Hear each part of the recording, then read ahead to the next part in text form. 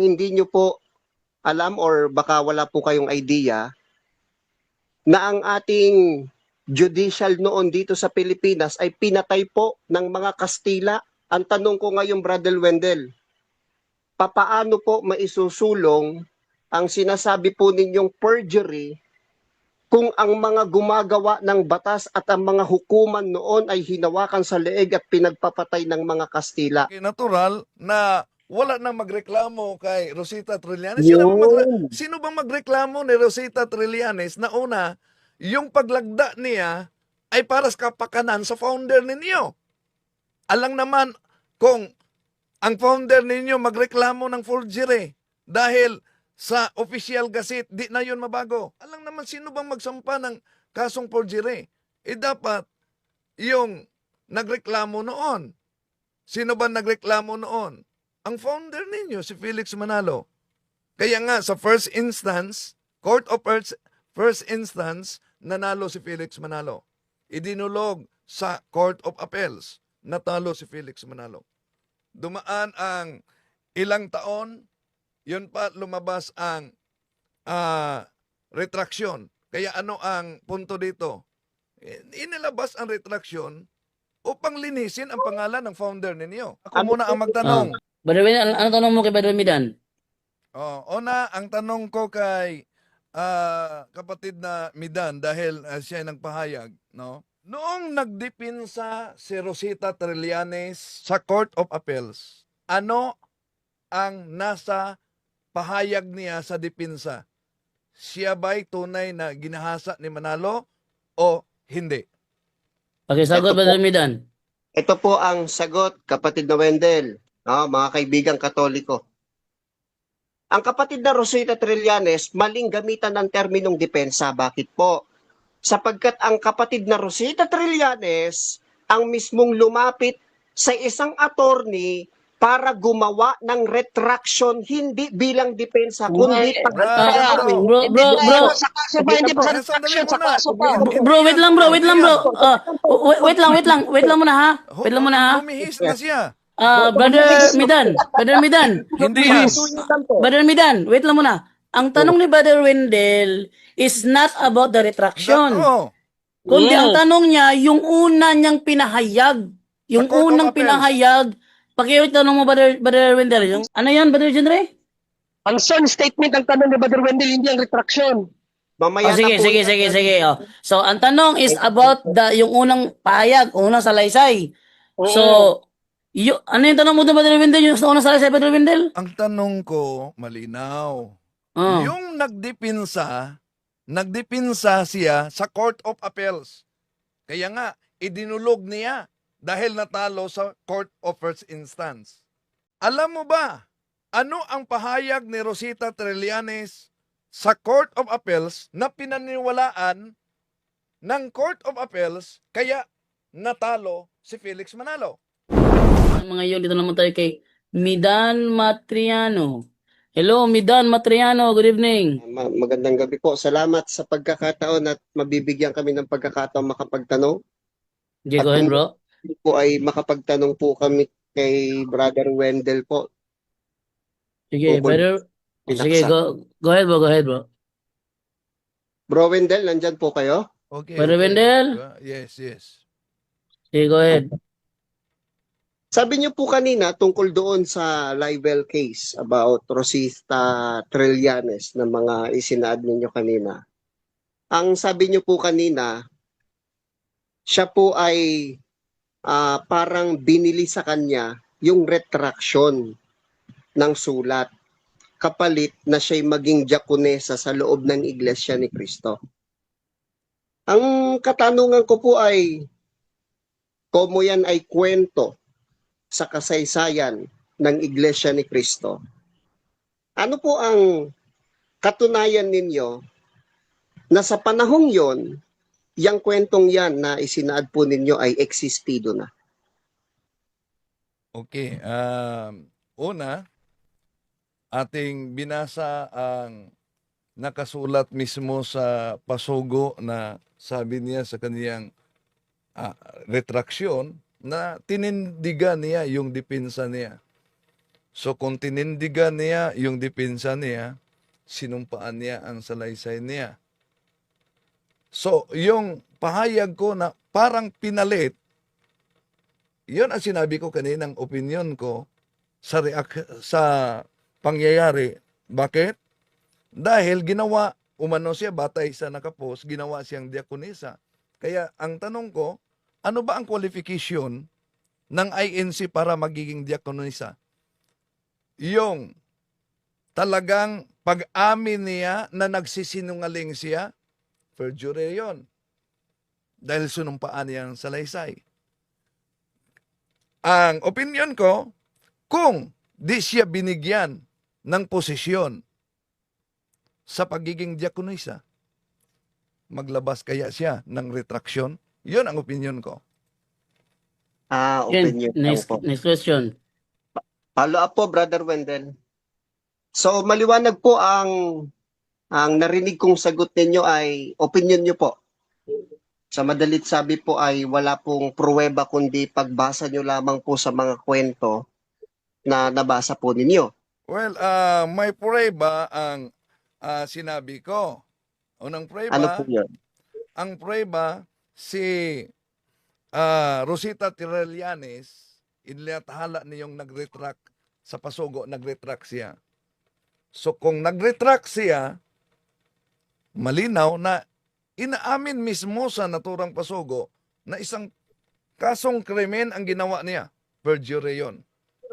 Dahil sa depensa niya, sinumpaan niya ang salaysay. Pagkatapos, inamin niya na hindi totoo. Perjury yun. Kaya nga, yung sinabi ko, ano ba ang qualification ng Iglesia ni Kristong Tatag ni Felix Manalo sa pagiging diakonisa? Yun po Yan, ba magandang tanong yun. magiging forgerer?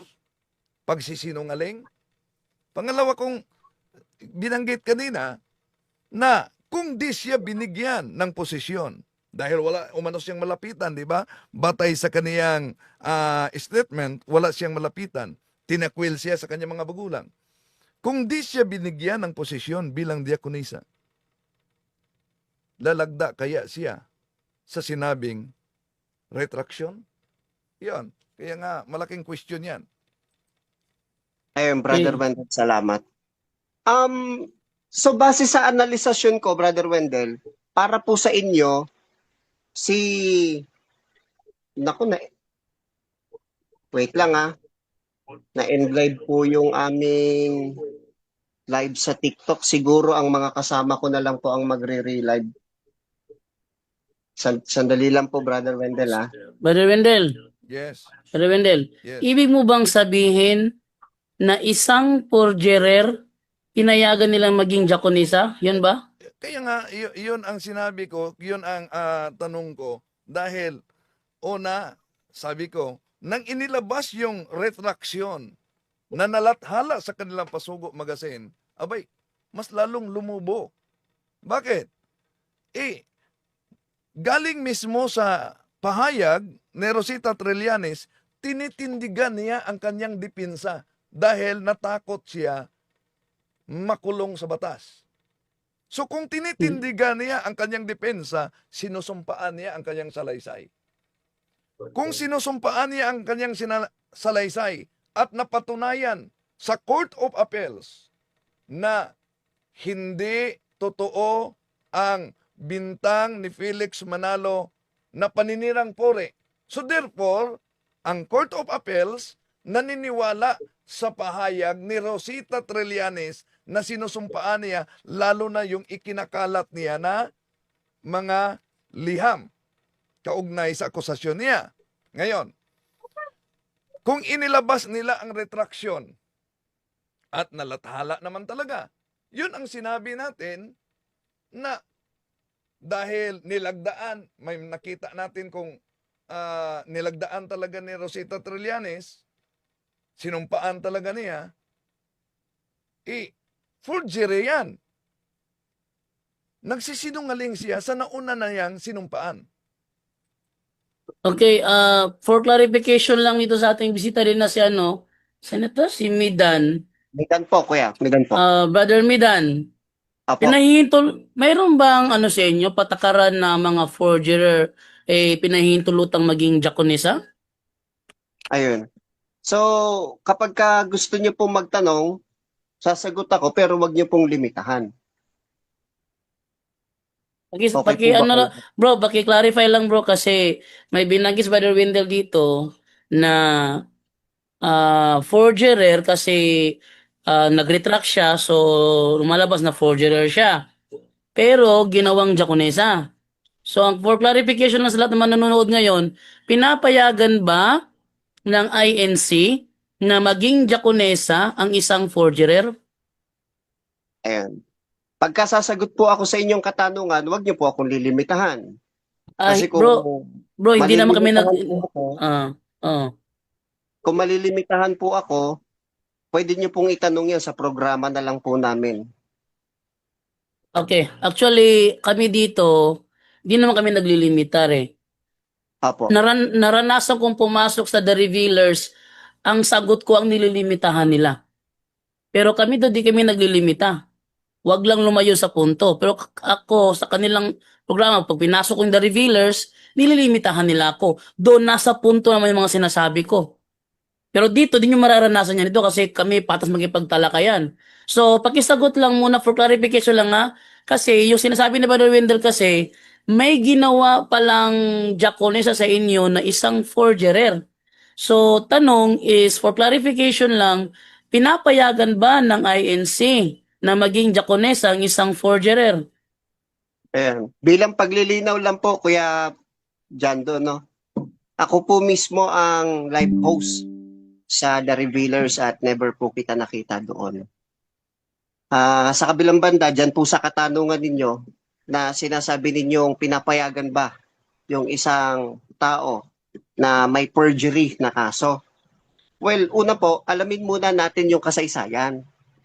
Kasi nagkakamali po kayo kung halimbawa ay iniisip ninyo kaya nakuha ang retraction kasi inoperan siya na maging Japonesa, nagkakamali po. Kasi hindi ko mo nabalik loob kagad sa iglesia, agad-agad, may tungkulin agad. There is a process para maging may tungkulin sa iglesia. Sa madalit sabi, nang ang Carosita Trillanes ay mabalik loob sa iglesia ni Cristo, wala pa po siyang tungkulin, hindi pa po siya agad-agad Diakonesa. At ang mga tao na itiniwalag dahil sa mga kaso, nakakabalik lang kapag po ang kaso ay resolved na. Maliwanag naman po sa binasa ni Brother Wendell kanina, problem resolved. Bakit? Sapagkat nagkaroon ng salaysay ang kapatid na Rosita Trillanes bilang retraction. Sa madalit sabi, na-resolve. Ang problema po ngayon dito ay hindi na sa sugo na sinasampalatayanan namin, kundi kay Trillanes na. Di napakaliwanag na po niyan. Ganito po, Kuya Jando, ang kapatid na Rosita Trillanes, nang siya po ay mabalik loob, lahat po ng kanyang dapat ayusin, inayos na po noon. Kaya yung perjury po na sinasabi po ninyo, ang totoo, mahirap pong balikan ang dokumentong yan sapagkat nasa panahon po tayo ng pagsakop ng mga Kastila. Tandaan po natin anong taon nawala ang mga mananakop dahil sa pagtigil ng digmaan. Hindi ba't kinontrol nila ang mga gobyerno natin noon dito? Maging ang mga husgado, mga lawyer? Kuya Jando? Brother Wendell, ano masabi mo doon, Brother Wendell, sinabi niya? Okay. Una, mahirap daw umanong paniwalaan yung forgery. Kailan ba reaksyon ko, kailan ba nagsimula ang forgery? Hindi ba yan nag-exist sa panahon mismo nila ni Rosita Trillanes? Yung salaysay na sinumpaan na una, hindi paninilang pore, totoo ang kaniyang salaysay. Kaya nga, hindi nag-apila si Felix Manalo na nang natalo siya. di nag-apila si Felix Manalo. At di mawala yung sinabi nilang case resolved dahil yang sa retraction, lalong lumulubo. Bakit? Paano na-resolve na isang sinumpaang salaysay nasa korte, nasa official gazette, pagkatapos naglabas na ng ibang sinumpaang salaysay? So, kinontra yung nasa official gazette. Yun ang malinaw na forgery. Oh. At paano masasabing hindi pwedeng i-judge natin dahil noon pa man yung kasong yan. Totoo, noon pa yung kasong yan. Pero di nagbabago kung ano ang pahayag ng mga justices nang nanalo si Rosita Trillanes. Ayun. So, Brother Midan, ano masabi mo doon? Una po, yan ay partial analysis sa partial history na mayroon ang Iglesia ni Cristo. Kasi po, Brother Wendell, mukhang pasensya na sa termino, ano po. Hindi po kasi nailabas sa inyong paglalahad kanina ito. Mukhang hindi nyo po alam or baka wala po kayong idea na ang ating judicial noon dito sa Pilipinas ay pinatay po ng mga Kastila. Pinatay po nila lahat. Ang tanong ko ngayon, Brother Wendell, papaano po maisusulong ang sinasabi po ninyong perjury kung ang mga gumagawa ng batas at ang mga hukuman noon ay hinawakan sa leeg at pinagpapatay ng mga Kastila? Paano po maisusulong yung perjury na hinahanap po ninyo sa kapatid naming si Rosita Trillanes? Pakisagot po. Brother Wendell? Okay, natural na wala nang magreklamo kay Rosita Trillanes. Yun. Sino bang magreklamo ni Rosita Trillanes na una, yung paglagda niya ay para sa kapakanan sa founder ninyo? Alang naman kung ang founder ninyo magreklamo ng forgery dahil sa official gazette, di na yun mabago. So, Teka, Brother Wendell, Kastila wag mo ba na. nabanggit ko kanina? Wait lang muna, Brother Midan. Hindi pa Sige, tapos, hindi pa tapos si Brother Wendell. Ang sinagot ko, ang kaugnay sa forgery, alang naman sino bang magsampa ng kasong forgery? Dapat yung nagreklamo noon. Sino ba nagreklamo noon? Ang founder ninyo, si Felix Manalo. Kaya nga, sa first instance, Court of First Instance, nanalo si Felix Manalo. Idinulog sa Court of Appeals, natalo si Felix Manalo. Dumaan ang ilang taon, yun pa lumabas ang retraction. Kaya ano ang punto dito? Inilabas ang retraction upang linisin ang pangalan ng founder ninyo. At saka, Brother Wendell, correct me if I'm wrong, kasi yung binasa mo ko kanina na galing sa kanilang pasugo, Brother Wendell, I think wala ng kapangyarihan ang gobyerno ng Espanya sa panahon na yun. Sa tingin ko lang, Brother Wendell, anong taon na ba yun, Brother Wendell? Kasi Kastila yung sinabi niya, Brother Midan. Kastila, anong panahon pa yung Kastila na wala sa Pilipinas Yung pong Kastila na termino na nabanggit ko ay part of Sliptang lang po. Yun ay mga Hapon. So ibig sabihin, ano ka bro? Medyo Ano lang siya, nagkamali ng pagbanggit niya. Instead na hapon. nag-establish siya ng doubt. Kasi kung totoo pa yung sinasabi mo na under ng Kastila or Hapon, yung kaso na inilathala ng inyong pasugo, bakit hindi nakalagay sa pasugo nyo? Yun ang hindi po inilahad ni Brother Wendell. Ayun Pero nasa naman yung pasugo ano? nyo. Nasa naman yung ebidensya na yung judicial nung panahong yon hawak sa leeg. Hawak sa leeg ng mga Hapon. Ganito po yan, Brother Jando. Gaya nga po ng sinasabi ko, ang inilahad po ni Brother PR, ito lang. Wait lang muna. Brother Jenre. Tatanungin ko lang siya ng ganito. Pero lang kasi Pwede lang po Bro, Jenre, wait lang. Wait Teka, lang muna, tanungin ko Brother lang, Junre. bago siya magsalita, tanungin natin ng Kahit maayos. isa yun lang po Kasi muna. tatanungin nga natin kasi ganito, pinaratangan niya si Brother Wendell, ngayon ginamit na ni Brother Wendell na pasugo is, ano daw, parang kulang ng history, kulang daw. So, kung maaari sana magpalabas siya ng history at saan niya nakuha na yung panahon na nilitis yung kaso ni Manalo at ni yung si Teresita uh, Trillanes ay under ng gobyerno ng Hapon ang Pilipinas. Sana maglabas, wag yung puro istorya lang. Kasi si Brother Wendell naglabas ng ebidensya, hindi puro laway. Pagpakita ka, anong history mo nabasa yan, na noong panahon na nilitis ang kaso ni Manalo at ni Trillanes ay under ang Pilipinas sa sibilisasyon ng Hapon. Yan lang ang hiling ko para tumama ka naman sa pag-negate mo sa ipinahayag ni Brother Wendell. Huwag yung mag-establish lang tayo ng doubt sa mga tao. Sige. Wait lang ha. Ipatuloy ko muna siya kasi pinutuloy ni Brother Junre.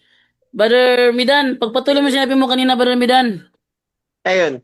So, bahagi ng sasabihin ko ay mahahagilap itong sinasabi ng Brother John Ring, no? Doon po sa sinasabi ko kanina kay Bro Wendell, sabi ko, ang kanyang inilahad ay parte ng history ng Iglesia ni Cristo. Pero bahagi lang yun. Hindi niya nailahad kung bakit nagkaroon ng mga ganong kwento, mayroon siyang mga kwento na hindi na isaad. At yan ang sinasabi ko na hindi na ilahad kanina. Alin yon? Alin ba yung sinasabi ko na yon? Una, Brother Junris, tinatanong niyo po na nasa panahon ng pagsakop ng Hapon, sa history pa lang po ng bansang Pilipinas. Noong taong 1942, pinag-uusapan na po yan. Sino po ang nakakasakop sa atin noon? Sana alam niyo na po yan, Brother Junri. Dahil hindi po lingid sa kaalaman ng napakaraming Pilipino na nagbabasa ng history kung paano tayo sinakop ng mga Hapon nung time na yan. At saka isa pa, yung sinasabi po ni Brother Wendell kanina, Brother Jando, balikan ko lang po. Sabi niya kanina, kapag ka sa hukuman, nagsalaysay ka ng iyong pagpapahayag, at pagkatapos ay nagkaroon ka ng retraction bilang pagbawi sa nauna mong pahayag, perjury yun. Gaya nga po ng argumento ko, sa madalit sabi, wala na po ang kamalian sa sugo ng Diyos ang kapatid na Felix Manalo, kundi na kay Rosita Trillanes na. Pero sa kabilang bandang, hinahanap po ni Brother Wendell, sabi niya, gaya po nung naitanin nyo rin kanina, Bro Jando, sabi niyo po kanina, tumatanggap ba kayo ng diakonesa na may kasong perjury? O ganito po yan. Una po, kapag ka ang isang tao nabalik na sa loob ng Iglesia ni Cristo, hindi agad-agad may tungkulin. Pangalawa, wala pong katunayan ang inyo pong sinasabi na siya ay may kaso nung siya'y maging diakonesa sa loob ng Iglesia ni Cristo. Wala po kayong may lalabas na ganyan, tinitiyak ko po yan. At pangatlo, yung itinanong ko po kay Brother Wendell kanina, sino ang magpoproseso ng perjury kay Rosita Trillanes, pinagpapatay nga ng mga Hapon ang ating hukuman. Sino? Sa madalit sabi, walang naiproseso para ang kapatid na Rosita Trillanes ay magkaroon ng ganung uri ng kaso. Pagkatapos po ng ganoong kasaysayan, ang mga Hapon ay umalis na sa ating bansa. Pakisagot po yan, Brother Wendell. Teka lang, Brother Tiara. Bro Wendell, Yes. anong taon ba, Brother Wendell, yung kaso ni Trillanes at kay Manalo? Anong taon yun, Bro Wendell? Una, ang kaso niya na yung nag-retract siya ay pinalagdaan niya, notary public, sa December 31, 1952.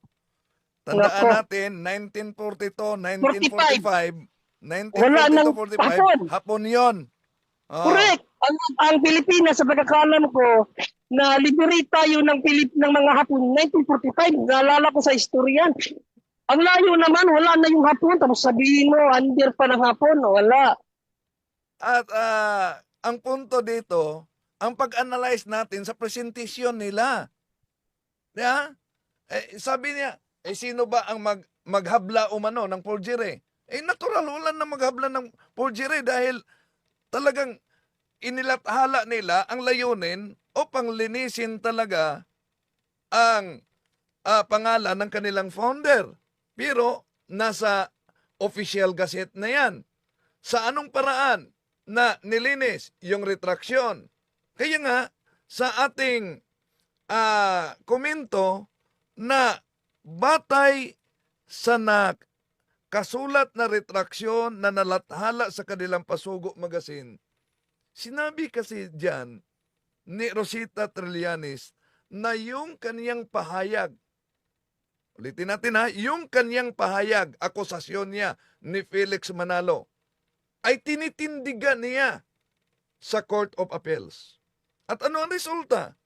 Ang Court of Appeals pumapanig kay Rosita Trillanes. Ngayon, nasa official gazette na. Pagtakbo ng ilang mga taon, kailan yan ang pinalagdaan niya kay Froilan Tafalia, Notary Public, December 31, 1952. So, yon ang kanyang retraksyon. So, anong punto dito? Ang punto dito, kahit pa walang naghabla niya na forgery, malinaw na ang pag-retract niya sa sinumpaang salaysay ay isang forgery yan. Okay, for clarification lang Brother Windel, ang retraction ni Rosita Trillanes nangyari sa December 31, 1952. O yun, nalagdaan ng Nalagdaan Froilan Tafalia, Notary Public. nalagdaan noong December 31, 1952. 1952. Sabi ni Brother Midan kanina, na nung panahong niya walang naghabla ng forgery kasi hawak ng Hapon sa leeg yung judicial sa Pilipinas. Brother Midan, for clarification naman ngayon, noong 1952 ba ay hawak pa rin sa leeg ang judicial ng Pilipinas ng mga Hapon? Yan, magandang tanong yan. Ayan. Una po, itatama na muna natin si Brother Wendell. Ano po? Hindi po December 1952, kundi October 14, 1952. Sana. Sige. October, Sandali lang, nine- Laura Jando. No? wait lang. Ito kasi ang mabasa natin sa kanilang pasugo.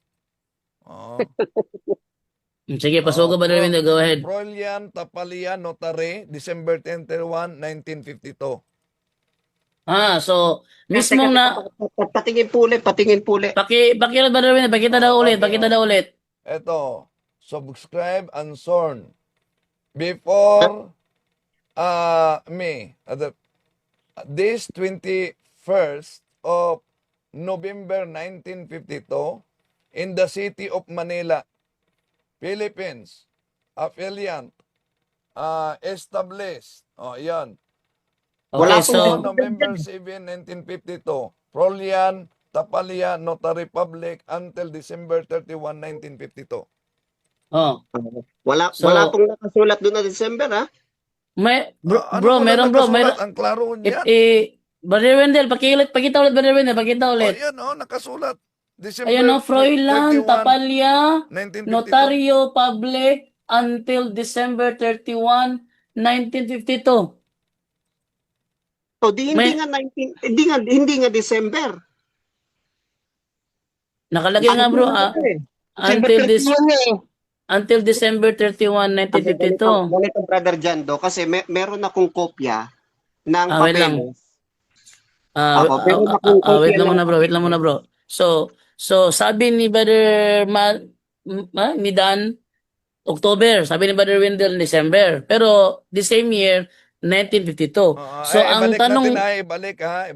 Ito, sige ka. makita ninyo, yung sinumpaang salaysay, ito, subscribed and sworn to before me this 21st day of November 1952 in the city of Manila, Philippines, affiant exhibit to me her resident certificate number on November 7, 1952, Prolian Tafalia, Notary Public, December 31, 1952. Okay. So, maliwanag doon Sa na Pasugo yan, ha? Sa November. Pasugo yan. Sa Pasugo, 1963 yon. So, November 1952 until December 31, 1952. Sabi niya kanina, Brother Midan, is October. Pero the same pa rin, 1952. Ang tanong ko kanina, Brother Midan, for clarification lang, kasabi mo kasi kanina, walang nagsampa ng kasong forgery kasi ang judicial ng Pilipinas hawak sa leeg ng mga Hapon. So, ang tanong, noong Brother 19... Jando, kailangan po ay ma-resolve po muna natin yung ating sinasabi dun sa taon. Kasi po, Brother Jando, yung pong sinasabi ni Brother Wendell na December 31, 1952, hindi po yun ang araw at yung date kung kailan naglathala ng retraction ang kapatid na Rosita Trillanes. Yung pong December 31 kasi doon, 1952, is validation of notary. Validation, kaya nga ang sabi doon, until December 31, 1952, pero kailan po nagkaroon ng retraction? Ito'y history ng Iglesia ni Cristo at mayroon po akong katunayan dyan. Babasahin ko po ang mismong papeles na sinasabi ko. Sa huling bahagi na isinaad ni kapatid na Rosita Trillanes, bilang katunayan ng lahat ng nagsasaad sa itaas nito, ay inilagda ko ang aking sariling pangalan ng kusang loob sa harap ng dalawang saksi ngayong 14 ng Oktubre 1952. Yun ang kanyang retraction. Ibig sabihin sa history po ay nagkakaroon tayo ng pagkakamali, no? Sa reading comprehension, pasensya na po. Kasi kaya nga may terminong until kasi validation of notary yun. Okay, Okay, so, Brother wait lang muna, Brother Window, wait lang muna. So, yung may binasa siya na October 1952. Okay, okay.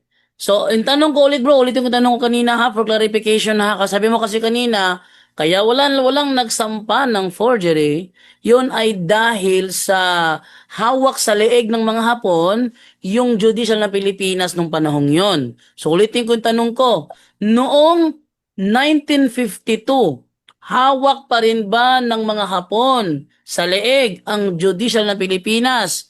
Yes or no?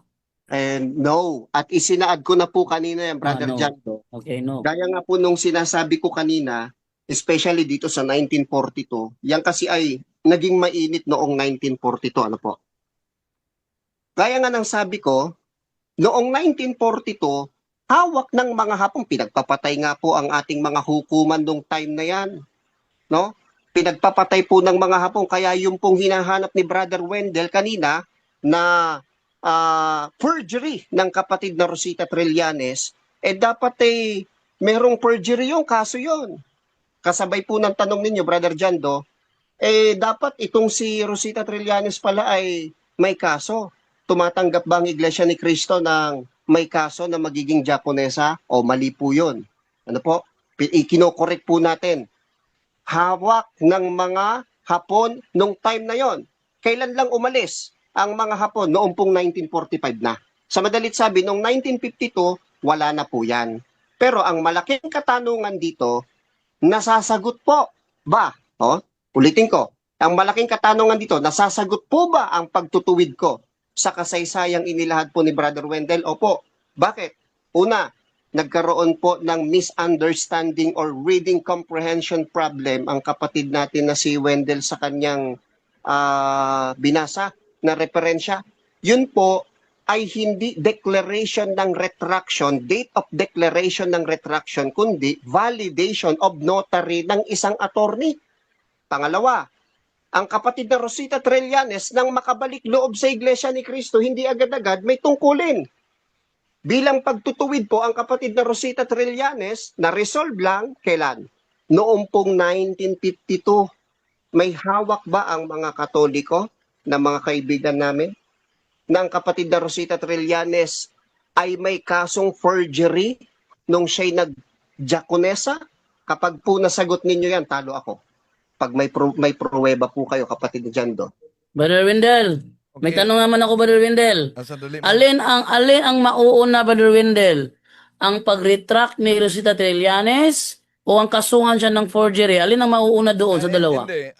Una, ang kinasuhan siya ni Felix Manalo ng libel. Natalo siya sa Court of First Instance. Idinulog yan sa Court of Appeals. Nanalo, pinanigan ng Court of Appeals si Rosita Trillanes. Kaya nasa official gazette yan. No? Ang desisyon na nauna nating binasa. Batay sa mabasa sa pasugo, sa retraksyon ni Rosita Trillanes,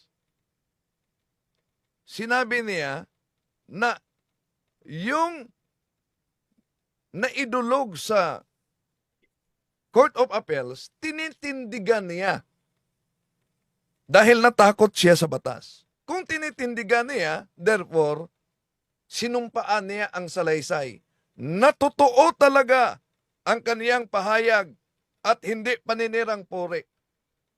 Legal yun dahil may desisyon ang Court of Appeals. Pinanigan ng Court of Appeals si Rosita Trillanes. Ngayon, punta tayo sa sinabi niya, October ang mabasa sa dokumento niya. Kailan po ba nagiging legal yon ng sinumpaan niya at may notary na? Subscribe and sworn to be for me, sabi ni Froilan Tapalia noong Oktubre 21, noong 21 ng Nobyembre 1952 at until December 31. Yun ang kasaysayan. Ang punto dito sa ating pagtalakay, ano ang maitawag? Totoong walang nagsampa ng kaso. Yun! Huwag mo nang palakpak. Walang nagsampa. Sino bang nagsampa na ang layunin nila para lang linisin ang pangalan ng founder ng Iglesia ni Manalo? Di ba? Wala talagang nagsampa. Pero anong tawag mo sa isang tao na may sinumpaan ng salaysay pagkatapos binawi niya? Anong tawag niyan? Brother Wendell, yung tanong ko ba, kung halimbawa kinasuhan siya ng forgery, so alin ang mauuna? Yung pag-retract niya o yung kakasuhan siya ng forgery? Alin mauuna doon kung sakaling kinasuhan siya? Natural yung pag-retract niya dahil yung retraction niya ay dokumento yon para sa forgery na kinukontra niya ang nauna niyang sinumpaang salaysay noong nanalo siya sa Court of Appeals. So sabihin, mauuna ang retraction. At ang retraction ginawa noon daw October 1952. At dahil nangyari ang retraction, at dahil nangyari, lagi. Ato ba ko sa mimi? At dahil nangyari yung retraction, ibig sabihin, ang follow-up doon, yung pagsampa na ng kaso ng forgery. Yun na. Kasi napatunayan na nagsinungaling siya dahil inaamin niya na nag-retract siya, nagsinungaling siya. So ang follow-up doon, yung forgery na kaso na. Sabi niya kasi kanina, wala nang mag-aasikaso ng forgery na kaso kasi hawak ng mga hapon sa leging judicial. So ano masabi mo doon, Brother Wendell? Ito ang punto. Kahit ba hindi siya sinampahan ng kasong forgery, ang kanyang ginagawa mismo, malinaw na isang pagsisinungaling. sa harap ng batas. Bakit? Una, tinitindigan niya. Sinusumpaan niya. May notaryo ang sumpa niya. At nanalo. Nanalo sa Court of Appeals. Ay, Pag Magsalita lang po ako, Bro Jendo. So sa takbo sa... base po sa Sandali muna. wait lang muna bro, wait lang muna bro. Kasi may kina-clarify tayo rito. Wait Sige lang muna ba? Sige, go ahead, sa Brother Wendell. pagtakbo sa panahon, yun na, lumabas na ang inilathala nila sa kanilang pasugo na si Rosita Trillanes ay nag-retract. Okay nga? Okay. Yun ang ating komento. Batay sa retraction niya, binago niya ang naunang sinumpaan niyang salaysay, yun ay tinatawag na forgery. So, ibig sabihin, Brother Wendell, wala nang nagkaso sa kanya ng forgery, kahit na nag-retract na siya, ang reason is dahil pabor na sa kalaban yung retraction niya. Natural. Ganon. Ganon. Oh, so wala nang magkakaso sa kanya ng forgery kasi pumabor na sa kanila. Yun ang naunawaan ko. Pero ang sabi kasi kanina ni Midan, kaya daw walang nag-asikaso ng kasong forgery kasi hawak sa liig ng mga Hapon yung judicial natin. So, ibig sabihin mo, Brother Wendell, yung sinabi kanina ni Midan na kaya daw walang nag-asikaso ng kasong forgery kasi hawak sa liig ng mga Hapon ang ating judicial, yun ay isang kasinungalingan lang o talagang nagkamali lang siya ng tansya doon? Una, nang sinabi niya ni Midan na walang nag-asikaso sa kasong forgery dahil hawak ng Hapon at may mga pinatay umano, di inaamin niya na may forgery nangyari. Wala lang nag-asikaso. Kaya nga, ang di masagot, kung may inaamin siyang may forgery nangyari, wala lang nag-asikaso dahil hawak ng Hapon, ang tanong diyan, pwede bang tanggapin sa pagkadyakalnisa yung forgerer? Ayun, yun. So, ayan. So, nauuwi tayo ngayon sa unang tanong. Nauna ang retraction, dapat sumunod doon yung kasong forgery. Pero walang nagsampa ng kaso kasi pabor na sa kalaban. So, ibig sabihin, forgerer siya nung nag-retract siya. Dahil napatunayan siya ay forgerer nung nag-retract siya kahit wala pang nagsampa ng kaso sa kanya dahil ang reason, pumabor sa kalaban yung resulta. Ang tanong ngayon dyan, bakit naging Jaconesa sa INC ang isang forgerer? Pakisagot yung Brother Midan kasi yun ang naging isutan ng talakayan eh. Ayun. Una po, ang inyong mga sinasaad sa pagkakataong ito tungkol sa perjury, sariling statement nyo lamang po at hindi galing sa mga attorney, lawyer, na mga taong included sa panahon ng ating pinag-uusapan. Pangalawa po, ang pinag-uusapan po natin ditong kaso ay kaso na dapat dinideklara ng isang hukuman. Sila ang magdedeklara kung talagang forgery ba, napatunayan o hindi. Sila magdedeklara nun, hindi po kung sino-sinong Pilipino sa kasalukuyang panahon, year 2025. Ano po? Sa kabilang banda, ganito po yan mga kapatid. Ano po? Kapag ka ang isang argumento tungkol sa isang kaso ng tao, pag hindi na iproseso sa hukuman, may kaso o wala? Ang sagot mga kapatid, wala. Walang kaso. Paano magkakaso nga yan? Pinatay nga ang ating mga judicial noon, ang ating mga hukuman. Ngayon, nung umalis ang mga Hapon noong 1945, nabuhay ang kaso. Noong 1952, ipinapaalala ko po sa inyo ang nagsampa ng kaso, si kapatid na Felix Manalo, hindi po ang kapatid na Rosita Trillanes. Walang ipinasang, walang kaso na i-final ang kapatid namin na Rosita Trillanes. Ang tanging nangyari lamang noon, ang mga ministrong itiniwalag, ng sugo noon, ang kapatid na Felix Manalo, ay sila mismo ang gumawa ng sulat na pinalagdaan lang kay Rosita Trillanes. Bakit? Anong pagkakaugnay ba ng Rosita Trillanes at dito sa dalawang ministro na include sa pagpapakalat ng mensahe? Kasi po, yung kapatid ng isang ministro noon, dating ministro sapagkat natiwalag, ay karelasyon ng Carosita Trillanes. Pinilit lang nila ang dalaga na pumirma at ang kanilang kondisyon, yun ay ipababasa lang sa iglesia at hindi ilalabas. Kaya sinasabi ko sa inyo, wala pong Rosita Trillanes na nag-file ng kaso sa kinikilala naming sugo. Manapa, ang sugo mismo ang nag-file ng kaso. Ngayon, ang isang tao po na nagfa-file ng kaso sa kanyang inaakusahan, may karapatang bawiin po yun, mga kapatid. Kung mapatawad ko na ang tao at ayaw ko nang ang taong yun ay mas lalo pang madiin. O di ba, hindi ba biblical yon na magpatawad kayo? Biblical lang ginawa ng sugo namin na patawarin ng kapatid na Rosita Trillanes.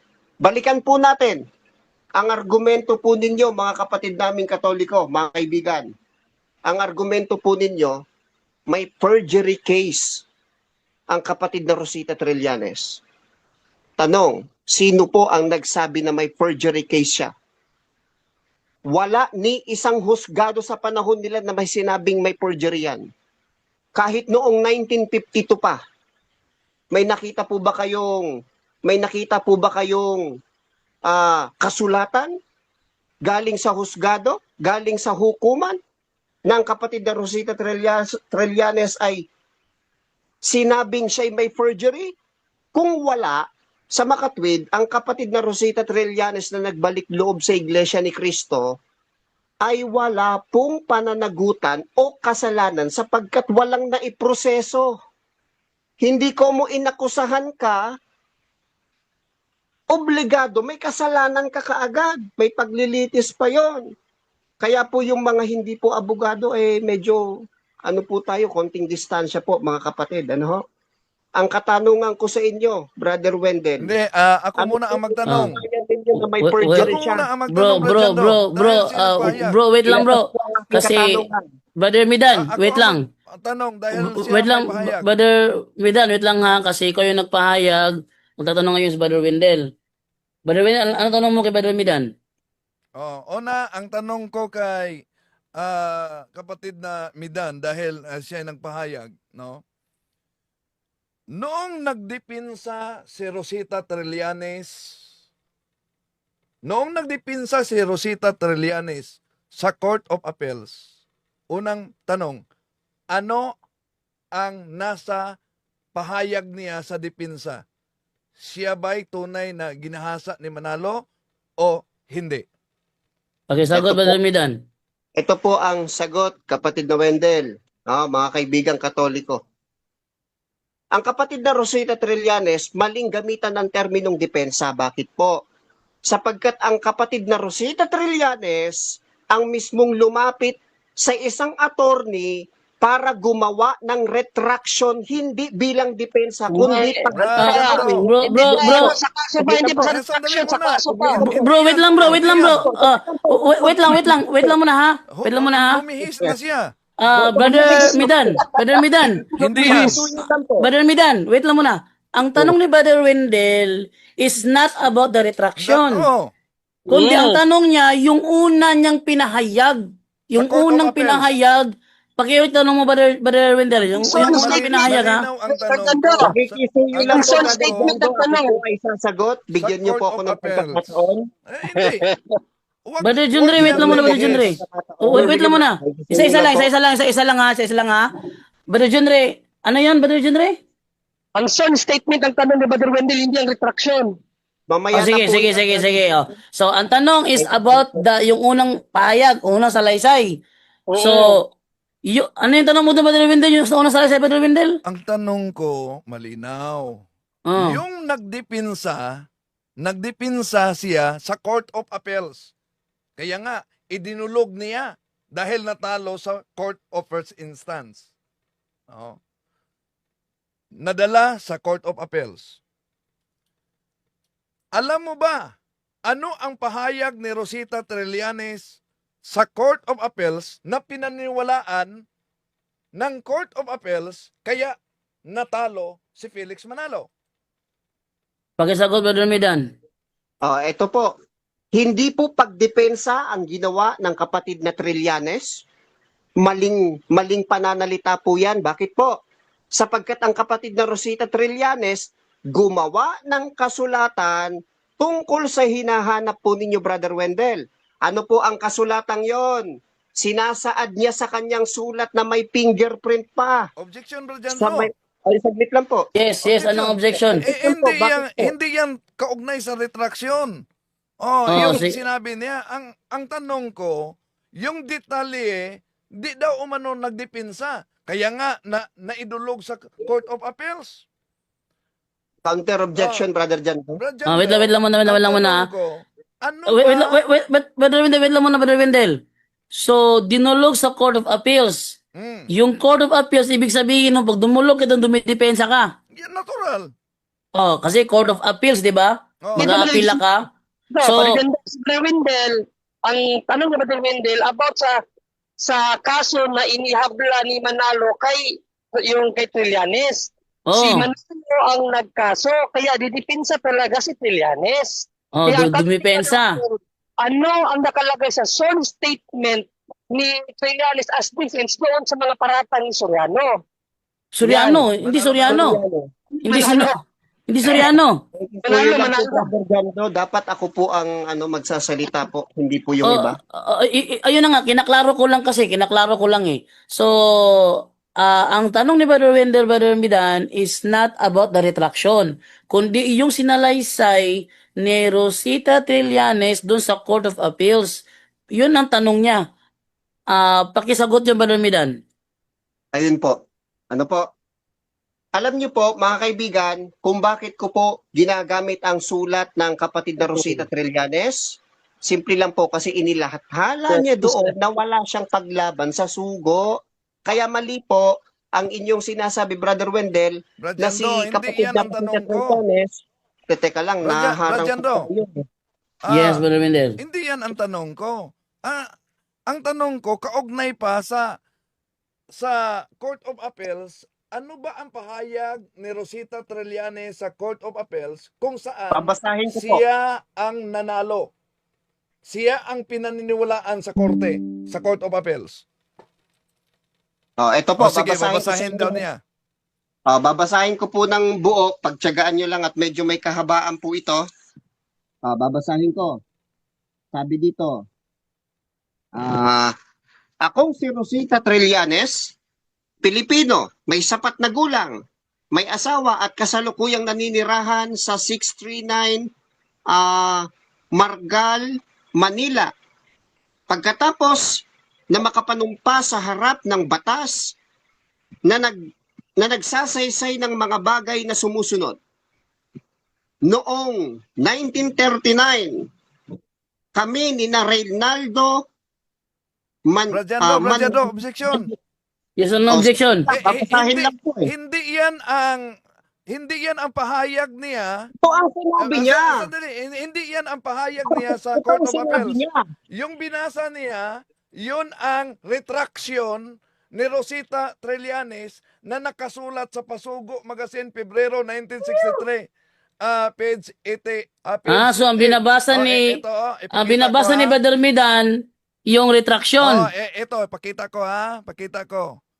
Mari mo ipakita yung ano, Brother Wendell, yung sinasabi ng Ito, yung nasa Court of Appeals. ipakita ko ha. Ito ang binasa niya. Affidavit, retraction. Nasa Pasugo, Pebrero 1963. Page 8. Teofilo Ramos ang nagsulat. Ako si Rosita Trillanes, Pilipino, may sapat na gulang, may asawa at kasalukuyang nakatira, nanirahan sa 639P Margal. Ito ang noong 1939. Ito ang retraction. Ang tanong okay. na iniiwasan niya, yung pahayag na pinaniniwalaan at siya ang nanalo sa Court of Appeals. Brother Midan, ang tanong nga ni Brother Wendell is not about the retraction. Kasi yung binasa mo ngayon lang, yun ay ang retraction. Ang tanong niya is yung inapila ni Trillanes sa korte kung saan is kinampihan ng korte si Trillanes at siya ang nanalo. Ano yung sinabi doon ni Trillanes? Yun ang tanong ni Brother Wendell. Ayun. Gaya nga po ng sinasabi ko sa inyo kanina, yan pong sinasabi ninyo na pagkontra niya, pag-apilan niya, ay hindi po niya yan gawa. Yan ay ipinilit lang na sa kanya ina-address. Kaya balikan po natin yung sinasaad ng kapatid na Rosita Trillanes tungkol sa isang makatotohanan na kaganapan kung bakit mayroong libel case na pinag-uusapan. Kasi po, ang Rosita Trillanes, pinapirma nga lang ng mga tiwalag na ministro sa Iglesia ni Cristo. Hindi siya ang gumawa niyan. Hindi siya ang gumawa ng kwento para magkaroon ng kaso. Ang kapatid na Felix Manalo, ang gumawa ng kwento ay ang mga ministrong itiniwalag sa Iglesia ni Cristo. Ngayon, nasaan ang sagot po ninyo, Brother Wendell? Brad Na may Jando. kasong... saglit lang po. Brad Nasaan Jando. ang sagot po Wait, ninyo? Brother Wendell, wait lang. Huwag mong pahintulutan na Nasaan ganyan, Brad Jando. perjury case? Yun na nga, yun na nga, yun na nga, yun na nga, yun na nga. Nasaan? Oh. Yun na nga, yun na nga. Nilayok na yan. Wait lang ha. Brother Midan, kanina pa sinasabi ni Brother Wendell, yung sagutin mo, yung inapila ni Trillanes sa Court of Appeals, hindi yung kanyang retraction. Yung At- pinaniniwalaan ng korte kung saan Yung si Brother Wendell, may kopya ka nun? may kopya ako Ang pero gusto ko pinaniniwalaan po kasi ng nagaling mga sa korte na kanya. sinasabi ninyo, hindi ang Rosita ang may gawa, kundi mga tiwalag. Ang mga tiwalag daw yung Brother Wendell, ang gumawa daw nung Kahit Mga ministro sinasabi ng niya. tiwalag ng mga sugo tiwalag yung yung gumawa sinabi yan. niya. Una ang punto, yung Hindi sinabi niya- niya wag mo na siya mag-interrupt Brad Jando. Bro, wag ka muna mag-interrupt bro, Midan, kasi Brother hindi Jando. nagkakasabayan Hindi eh. po kasi napagbibigyan ko sa akin sa Ah. eh. Hindi, Dapat imposible po ay, sinasabi. dapat po ay naglabas ng pruweba na may forgery case ang Rosita. Bro. Sinulat ng mga ministro kasi dokumentado yan sa korte. Imposible namang ministro lang sumulat yan. Naiintindihan ko, Brother John Ray. Pero, brother Midan, wag mo muna kasi base kasi sa sagot mo kasi sa naunawaan ko. Sagot ka lang konti tapos tinatalon mo kaagad doon sa sa retraction. Tapos Hihimay-himayin ko po, Brother maniningil Jando. ka kaagad doon sa meron bang forgery case. Wait lang muna. Kasi ang tanong ni Brother Wendell, ano ba ang sinabi ni Trillanes doon sa apilan niya sa Court of Appeals? Ano ba sinabi doon? Yun ang tanong ni Brother Wendell eh. Pakisagot mo lang muna yun. Brad Jando, sandali Yes. muna ha. Wala po sa sandali pagkakindi muna, Bro Midan. sa gumawa nun. Sandali muna, Bro Midan. Una, Brad Jando, ang punto dito, yung sinabi niyang gawa lang yan sa mga tiwalag, unang punto dito, ibig sabihin, kung gawa lang yan, walang kabigatan. Pero ang punto, Kaya nga po pinatawad eh. nanalo sa Court of Appeals. Therefore, pinaniniwalaan ng mga hukom sa Court of Appeals. Kaya nga, ang aking tinanong, ano ba yung unang sinumpaan niya nang nagdepensa siya?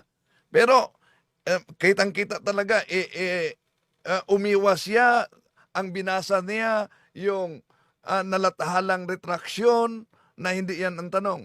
Brother Wendell. Lagbas na tayo ngayon at may schedule pa kami ng vigil sa patay. Tanong ko po, Brother Wendell, ilabas ibigay niyo mo po. na lang kay Forgery bro. case ng Rosita Trillanes, Ibigay nasaan mo na po? lang kay... Wait lang. Brother Midan, sabi ni Brother Wendell, lagpas tayo sa oras kasi hanggang 10 lang yung programa namin at kita-kita naman na 10:26 na. Balik tayo bukas. So, bukas na lang ulit. Ito ba, Brother Jando, na kumbaga parang ang sitwasyon po ay mabibigyan kami na kami ay nakikisuyo lamang po sa programa ninyo. Mabibigyan kami ng special na treatment na kami po sa The Revealers ay mabigyan ng special slot time para po mapag-usapan ng bagay na yan bukas. Yan na nga. Yun ang reason kaya ko kinokontrol yung sapawan dahil hindi kasi magkakarinigan kung nagkakasabayan. So Opo. dahil tayo halata naman na tayo nabitin sa episode na ito. So bukas ng gabi, kung papayag kayo, balik kayo bukas ng gabi. At ikaw pa rin, Brother Midan, yung makakausap ni Brother Wendell. Opo. At malamang, ilalabas si Brother Wendell yung sinalaysay doon sa Court of Appeals para naman is mabigyan talaga ng linaw kasi ang tanong niya about sa Court of Appeals, sagot mo naman nasa retraction. So hindi tayo magkakasundo tayo doon. So mas better na makuha din yung file na yon at ano masasabi mo sa file na yon. Pero bukas na dahil 10 ano na nga 10:27 na. Tsaka yung anak ko Special time slot po sa The Revealers. Bukas po, Brother Jando. Brother Wendell. Okay, Okay ka ba ng Brother O- Wendell? okay, Bukas okay, special. Sige, okay. So, bukas, ang ating episode bukas is Brother Wendell Talibong versus Brother Midan. So bigyan Opo. silang ng pagkakataon na sila ang magpahayag and then pagkatapos yan sila na naman ang tatanungin at ganun din kung tayo ang magpahayag tayo naman ang tatanungin. Sige, Hindi po, sige, ganito po, sige. Brother Wendell. Kung ganyan po ang magiging sistema natin, lumalabas po na kami po ang nasa highlights at kami po ang nagpapatanong. Eh bakit hindi na lang po kayo ang dumayo sa aming programa at ituturing namin kayo doon gaya ng pagturing ninyo sa amin ngayon? Dito Ano? na lang tayo dahil Ako po ipagpatuloy natin magtatanong ito. bukas kung programa po ninyo. Dito na lang tayo. Bro Midan, Ako wala po kaming magtatanong. live sa TikTok. Unang-una, wala kaming live sa TikTok. At pag pumasok si Brother Wendell doon, mawawala siya sa live namin. So, dahil kaya mo naman pumasok sa live namin, dito tayo mag-usap, at sisiguraduhin ko na hindi kayo magkakasapawan. So, pakiusap sa mga timang kasamahan na huwag tayong magsapawan. Kung may gusto magsalita, is mag-excuse muna, at kung papahintulutan kung magsalita kayo. Pero ito ay sa pagitan bukas ni Brother Wendell Talibong at saka ni Brother Midan. Kay Brother Midan, payag ka dun bukas, Brother Midan, kayo ni Brother Wendell ang main ng programa bukas, yung talakayan nyo bukas. Ano po ang eksaktong paksa, Brother Jando? Ang paksa, ano yung paksa, Brother Wendell? Patungkol dito, tuloy lang natin to. Anong paksa bukas? Ipagpatuloy natin ito, no? Kasi po wala po tayong paksa ngayon eh. Basta napag-usapan lang ang mga bagay-bagay. Hindi, Yun na nga. may paksa tayo. Ang Anong paksa paksa? natin tinatalakay kung talagang totoo ang pahayag.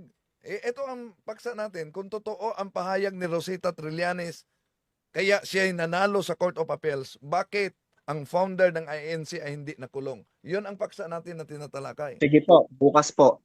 Ganito, Sige. Brother Jando, Brother Wendell, sana maintindihan niyo po ano po. Willing naman po kaming pumasok sa inyong programa at harapin yung usapin yan, pero may isang bagay po kaming ipagpapauna. Kami po ay The Revealers, mga Iglesia ni Cristo, but we are an official platform. At yan ang nakalathala sa aming TikTok live at saka mga social media account. So basically, Brother Wendell, ang sa amin lang po ay aral sa aral, usap sa usap, no personal identification will reveal. Di, kasi yan nga sana yung request ko, Brother Jando. Since yung pangalan ng programa nyo, The Revealers, i-reveal nyo yung mukha nyo. Kami ang nagre-reveal mismo ng mga mali. I-reveal nyo yung mukha nyo. Hindi po, Para kaya po makita tinawag talaga- na The Revealers para kasi makita kami kung ang naghahayag sincerity. ng mga maling aral. Kung sincere ba talaga kayo sa paghahayag ng katotohanan, dapat i-reveal nyo yung mukha nyo. Wala yung tagu-taguan. Si Brother Wendell at saka si Brother Jando po ang kausap ko. Matapang na kayo kasi nakatago kayo. Yan ang totoo dyan.